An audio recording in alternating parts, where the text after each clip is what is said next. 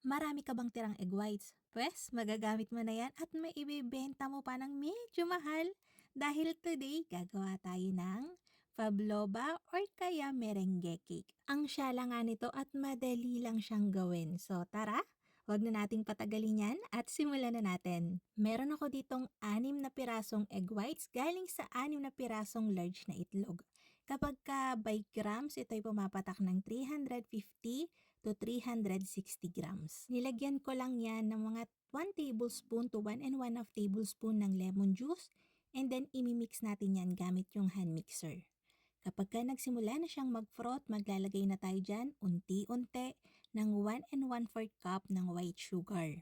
Sa una mapapansin nyo na parang hindi na siya nagfo-froth, parang ang labnaw-labnaw na ng merang natin, ng ating egg whites. Isipin nyo kasi nilagyan kagad natin ng lemon juice, dapat hindi natin kagad nilagay kasi ang labnaw na. Pero huwag kayong mag-alala, sa una lang yan. Keep mixing, then unti-unti makikita nyo, nagvo-volume na yan and mas shiny siyang tignan. Yung lemon juice ay nakakatulong para makapag-stabilize and mas strengthen yung ating merang. So hindi kagad siya basta-basta bumabagsak. So instead na cream of tartar yung ilalagay natin, laging lemon juice kasi may flavor na siya. Since matamis lagi yung merengue, mas maganda kung may pambasag lagi na pang tart o asim. Kapag ka nang mimix kayo and naabot nyo na yung ganitong stage, kapag ka inangat nyo yung whisker nyo and nagbe-bend pa ng kaunti yung dulo, pwede na tayong maglagay ng 6 tablespoon ng cornstarch. Then, haluin ko muna para hindi manabog o magtalsikan yung cornstarch. Then, diretso mixing gamit ulit yung hand mixer natin until well combined lang. Para makasiguradong halong-halo, papadaanan natin yan ng spatula para malay nyo may natitirang cornstarch sa ilalim. Then, tatransfer na natin to dito sa ating piping bag. Gumagamit ako dyan ng star tip o 1M yata to, hindi ako sure. So, yan. Meron ako ditong marker natin. Cake ring na lang yung ginamit ko pero pwede naman kayong magmarka na lang para kung wala kayong cake ring. So, yung gumawa lang ako ng mga rosette. Kahit ano namang piping pwede, kahit nga buo na lang, okay lang din naman eh. Basta, siguraduhin nyo lang na puno lahat, walang butas-butas kasi baka magbitak kapag ka na-bake na siya. So isasalang natin yan sa preheated oven na may 90 degrees Celsius preheated syempre.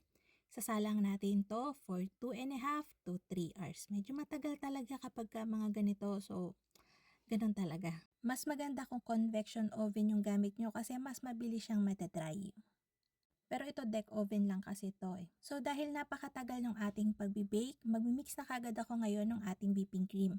Magic Whisk yung ginagamit ko. So nagtimbang lang ako dyan ng 350 grams and 170 grams ng cold water. Yung ice cold water talaga. Reason kung bakit minix ko siya ngayon ng mas maaga kasi nag 50% ako. So ang kailangan ko kasi dito ay hindi talaga matamis na whipping cream.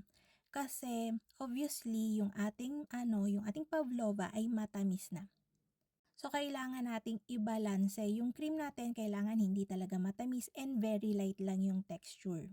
So ang ginawa ko lang dyan, minix ko lang yung Magic Whisk alone hanggang mawala na yung mga paste and nag-airy na siya ng konti.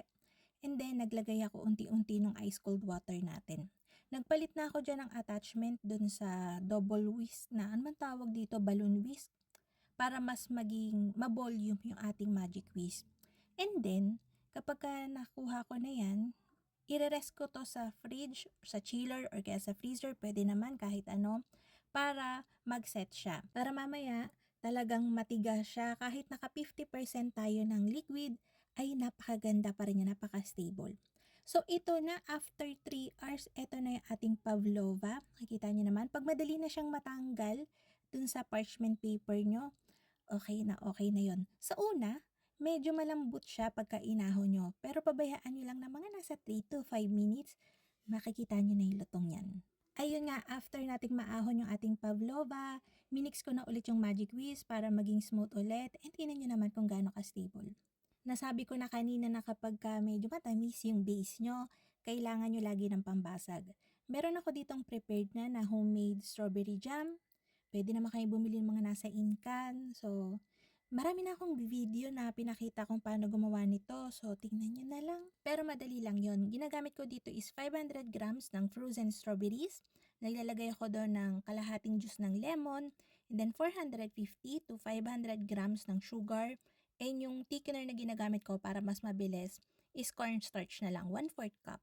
Hinaluto ko lang yon hanggang ma-reduce siya. And then kapag pinalamig nyo, ganun na yung kalapot. So ayun, nag-i-stack na pala tayo dito.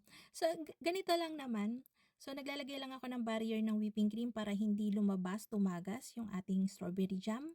Aside from strawberries, pwede kayong maglagay ng mango, passion fruit, basta yung matart, yung medyo maasim para mabasag. Alam mo yun, balance lahat.